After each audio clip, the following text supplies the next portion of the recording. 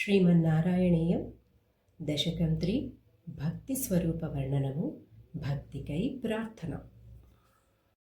పఠంతో నామాని ప్రమదభరసింధౌ నిపతితాః స్మరంతో రూపంతే వరద కథయంతో గుణకథాః చరంతో ఏ భక్తాః त्वयि खलु रमन्ते परममून् अहं धन्यान् मन्ये समधिगत सर्वाभिलषितान्.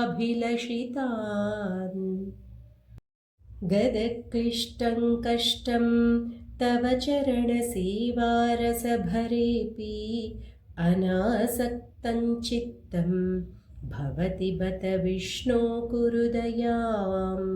भवत्पादाम्भोज स्मरणरसिको नाम निवहान् अहं गायं कुहचन विवत्स्यामि विजने. कृपा ते जाता चेत् किमिव न हि लभ्यं तनुभृतां मदीयक्लेशौघ प्रशमनदशानाम कियती. न के लोकेऽस्मिन् अनिशमयि शोकाभिरहिताः भवद्भक्ता मुक्ताः सुखगतिमसक्ता विदधते. मुनिप्रौढारूढाः जगति खलु गूढात्मगतयः भवत्पादाम्भोज स्मरणविरुजो नारदमुखाः चरन्तीश स्वैरं सततपरिनिर्भातपरचेत् सदानन्दाद्वैत प्रसरपरिमग्नाः किमपरम्. भवद्भक्तिस्फीता भवतु मम सैव प्रशमयेत् अशेषक्लेशौघं न खलु हृदि सन्देहकणिका. न चेद्व्यासस्योक्तिः तव च वचनं नैगमवचो भवेन्मिथ्यारथ्या पुरुषवचनप्रायमखिलम्.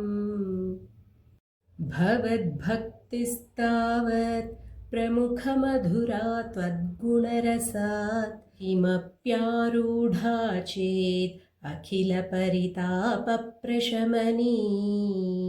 पुनश्चान्ते स्वान्ते विमलपरिबोधोदयमिलन् महानन्दाद्वैतं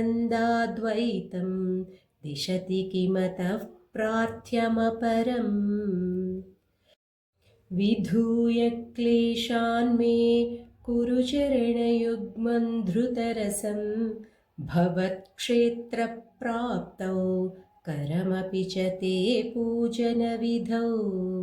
भवन्मूर्त्यालोके नयनमथ ते पादतुलसी परिघ्राणे घ्राणं श्रवणमपि ते चारुचरिते. प्रभूताधिव्याधि प्रसभचलिते मामकहृदि त्वदीयं तद्रूपं परमरसचिद्रूपमुदीयात्. उदञ्चद्रोमाञ्चो गलितबहुहर्षाश्रुनिवहो यथा विस्मर्यासं दुरुपशमपीडापरिभवान्. मरुद्गेहाधीश त्वयि खलु पराञ्चोऽपि सुखिनो भवत्स्नेही सोऽहं सुबहुपरतप्ये च किमिदम्. अकीर्तिस्ते मा भूत् वरदगदभारं प्रशमयन् भवद्भक्तोत्तंसं झटिति कुरु मां कंसदमना.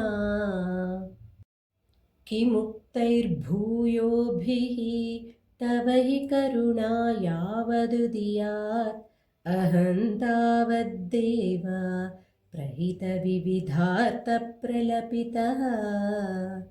पुरः क्लुप्ते पादे वरद तव नेष्यामि दिवसात् यथाशक्तिव्यक्तं नतिनुति निषेवा विरचयन् కృష్ణ భక్తి స్వరూప వర్ణనము భక్తికై ప్రార్థన అను 3వ దశకం సమాప్తం. ప్రథమ స్కంధ పరిచ్ఛేదము సమాప్తం. ఓం నమో వాసుదేవాయ.